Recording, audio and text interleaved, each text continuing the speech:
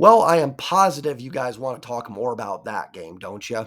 Yeah, probably not, but we're going to. What is up? What is going on, everybody? Welcome back and welcome into the Seattle Mariners post game recap. As always, do me a favor, smash the like button. If you're new here or lurking, go and hit subscribe.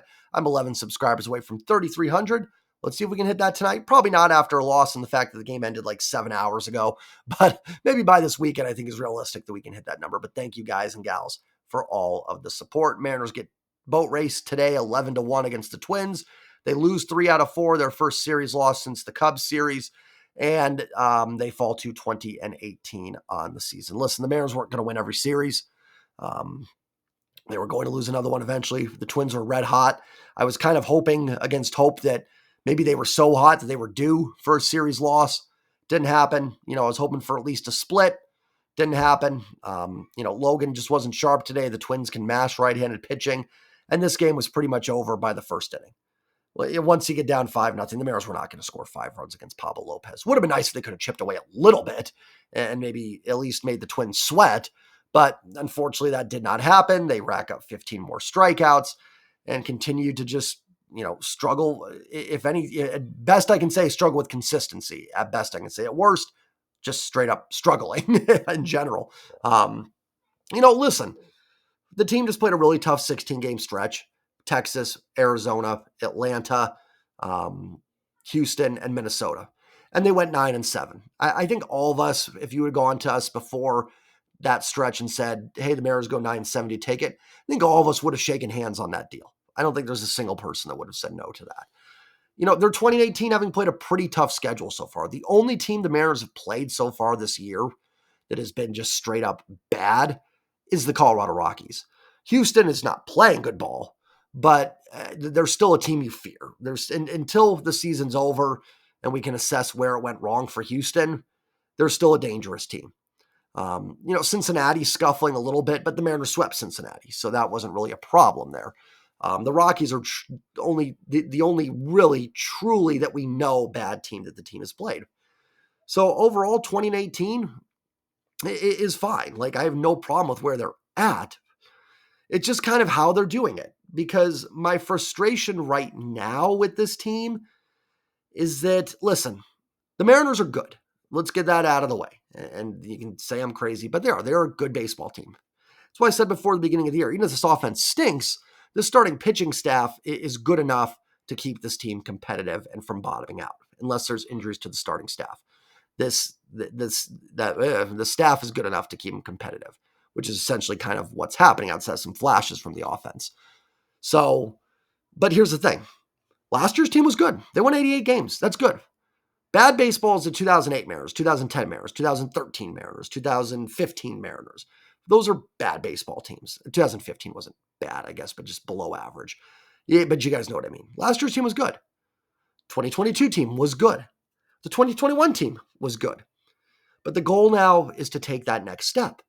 That's the goal. 21 was great. It was the start of the start, kind of the beginning of this core getting together. And it was step one, got this team competitive. Next year, great. You got into the playoffs. You won a wild card series. You competed toe-to-toe with the Astros despite losing all 3 games. Could have easily won all 3. You were right there. 2023 was a step back. Do I think the team was that much worse? No. I think the team was actually very similar to the 22 team. But you didn't get in the playoffs, so it is a step back. The goal for this year's team is to take that next step forward, not just to be good. Good is not going to be good enough. And you're catching some breaks. Now, you're not catching breaks really on the field. Where you are catching breaks, though, is Houston's 13-24. And that's a legitimate hole. If Houston wins 8 in a row starting tomorrow, they're still 3 games under 500. They have a legitimate hole to dig themselves out of. It's going to take them through the summer if they do it. The Angels lose Mike Trout. Now, I didn't think the Angels were going to be super competitive, but they go from maybe a middling team or, a below average team to truthfully a team that might be down there with the White Sox at the end of the year. Oakland's playing much better ball. And Texas they've been solid. I don't think they've been amazing. They've been similar to the Mariners. They do it a little differently, but overall kind of the same start as the Mariners had. Yes, I know they have a better record right now, but you guys know what I'm getting at. So the opportunity is there. This division is absolutely winnable. It is 100% a winnable division. So the time is now to go get it. And right now, this team looks kind of similar to what we've seen in the past. Now, maybe that'll be good enough. Maybe with the other teams dropping off, that will be good enough to do it. Even if the offense doesn't ever really fully get going. But if we want this team to get to where we want them to be, the offense has got to take off a little bit. It doesn't have to be the best in baseball, but it's got to be better than this. It can't be this inconsistent. They can't keep striking out this much. They've got to start putting the ball in play a little bit more. They talked about it in the offseason being a point of emphasis. Now, listen, I don't need this team to be top 5 in terms of not striking out, but what I need them to be is not on a record-setting pace for strikeouts. They can be in the bottom 10 of the league for strike. By bottom, I mean like teams that are bad at teams that strike out a lot, bottom 10. But they can't be the worst, or at least the worst of the worst of the worst, like record-setting worst. They have got to get some of these guys going. Jorge Polanco's got to tee up a fastball. There's no reason Jorge Polanco shouldn't be crushing fastballs, but he's hitting like 100 or something against them this year.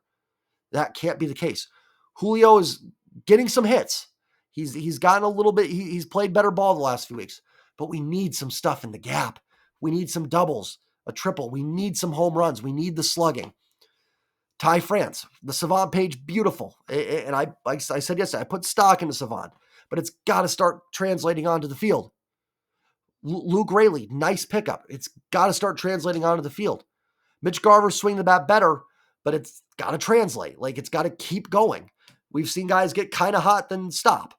Now getting JP Crawford back is going to help. Getting Dominic Canzone back is going to help for sure. Those are big pieces, and they will help this offense. But they've got to get better. Do I think they will? Yes, I do. I still believe that. I know I sound like a broken record with it. It's again one of the curses and blessings of doing a recap every day is I'm bound to repeat myself. I'm talking about each game, and the same problems are rearing their heads. So if the Mariners are allowed to do the same frustrating things every night, then I'm allowed to do to critique the same things every night. But like I said, good is not going to be good enough. 87 wins, it doesn't mean you're a bad ball club, but we're ready to see the next step. I predicted this team to win the AOS. I stand by that prediction. 100% stand by it. I think they will when it's all said and done. And I think this offense will get going. But I predict it, and I think this team can compete all the way to the end to a World Series. They got to do it, right? Like, it's time for this team to do it. It's time for these guys to start being the hitters that they're capable of being. Logan's not the problem. Logan's off the hook for today. It happens. It does. Even the offense. Today is not the problem. Today is not the problem. Pablo Lopez is a really good pitcher. You were not going to get a bunch of runs off him. The Mariners have faced some really tough starting pitching. And they had a good game on Tuesday. They put up 10 runs, and they bailed out a struggling pitcher in Emerson Hancock. But this is an overall statement. This is an overall about this team. And yes, the schedule's been tough, but it's not getting a lot easier. By the way, when do we start playing the Angels and White Sox? Can we get some of those games cooking here? Listen, Oakland I still don't think is very good, but they're better. They're certainly an improved team. And if you're trailing going to the 9th inning, this team is not getting a run off Mason Miller. So you better have the lead against Oakland. The Royals are a much improved team. We remember how pesky they were last year. Now, they only beat the Mariners once, but my gosh, every game was stressful against the Royals last year. And they've improved the pitching. Cole Reagan's now first full season with the Royals. By the way, great win on that trade for the Royals. That was the Chapman trade, was it? Yeah, I believe so. Wasn't it? Yeah, I'm pretty sure it was. Brady Singer's looked good. They added Seth Lugo to their rotation. Michael Wacha. Wacha struggled, I believe. But, they are not going to be an easy team. And they can swing the bats. They can swing it a little bit. I don't know how they're doing. I'll get into the series preview of the Royals. I know the A's are first, but... And then you have the East Coast road trip with Baltimore and the Yankees in there. And there might be one other team in there. I'm not sure. That's going to be tough. This is another tough stretch coming up for the team. And these are all teams capable of beating it. If this offense cannot find some more consistency, balance, and start putting the ball in play more and just hit better, you could go 3-8, 3-9 in a stretch. It can happen. It can get away from you quickly. You can't just expect the starting pitching to dominate every game. Now, tonight's a little different. Logan was just blasted from the start. But like yesterday, George Kirby, 4 innings, 5 earned runs. It is okay to win a game when a starter has that. It is okay. They did it on Tuesday. It's okay. Like, you can win a game when a starting pitcher goes 5 innings, gives up 4 and runs. It is okay to do that. It is okay to bail out the starting pitching.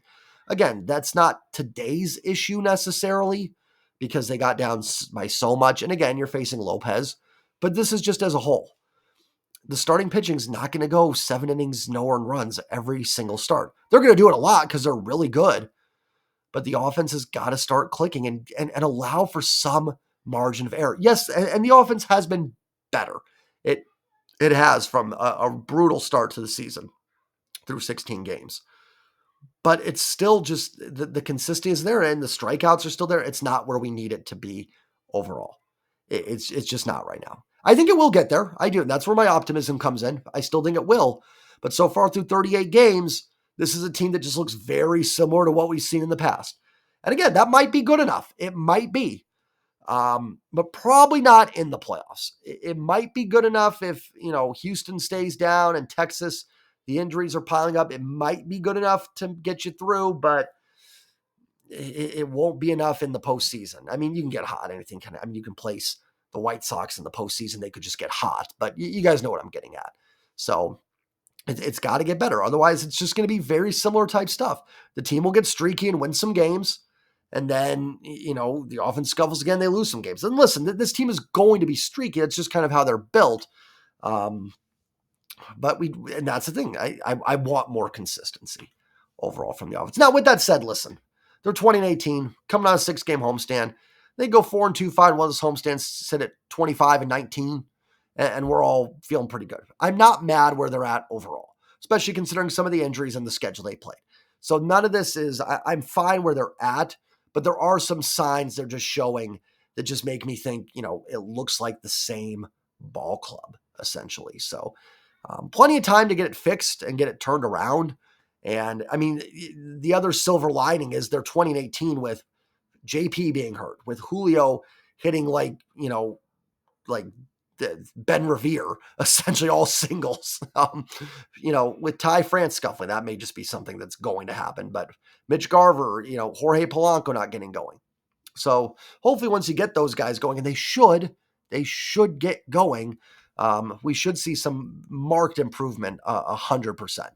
So I'm still a believer in it, but through 38 games, we haven't seen it yet. I'm not going to dive too much in the box score. I will say I thought Edward Bizardo threw the ball really well. 2 innings, 1 hit, 1 run, 1 earned, 1 walk, 4 strikeouts.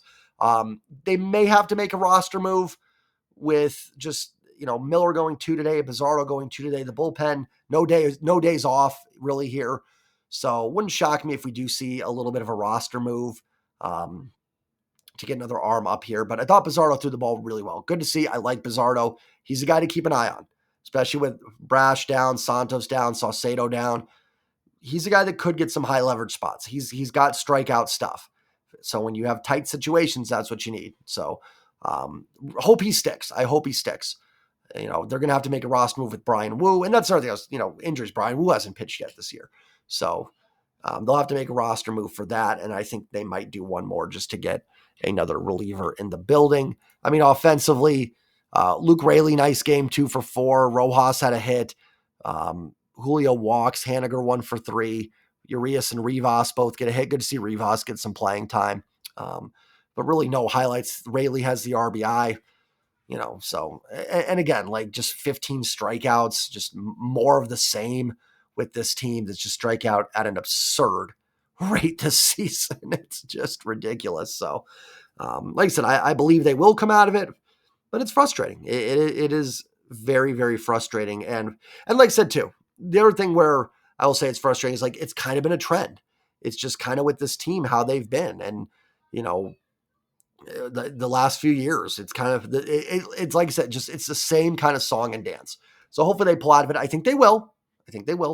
And I shouldn't they're playing decent baseball on the whole, but within that, there are frustrating aspects. So I didn't mean that to come off. I hope that didn't come off too negative. I'm still very optimistic about this baseball team, but there are some very legit frustrations. Real quick, I do want to shout out before I get out of here, some channel members. Shout out all my channel members. If you guys want to become a channel member, we do twice a month live streams, one that has a giveaway. Shout out to my man, Trevor Hiddle, who won the first contest as a channel member. He won a New Era Mariners hat. I think it was New Era. It's courtesy of Simply Seattle, who is fantastic. So congrats to Trevor. He won the first contest. My man DW won the second contest. He just wanted a shout out. So shout out to you, DW. He got Mitch Garver hitting a home run. That was predict who will be the first Mariner to hit a home run. That was in the Braves game.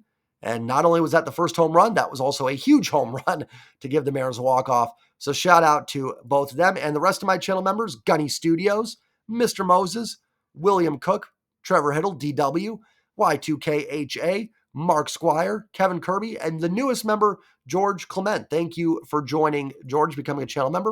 Like I said, $4.99 a month. And it's just cool because we get to kind of hang out more one-on-one in those streams. You know, it's more casual. It's like we're sitting at the bar having a brewski, talking Mariners. So, think about becoming a channel member. Also, download the SeatGeek app or go to the website. Use promo code JSTrident to save yourself $20 off your next purchase. I will have an A-series preview up tomorrow morning. I'm going to make that tonight. Throw this one in the garbage. Logan got shelled. It's just a perfect storm of a mess. Team needs to get better in certain areas. I think they will. And let's start it tomorrow night and get back on the winning track. Have a great night, everybody. And remember, go Mariners.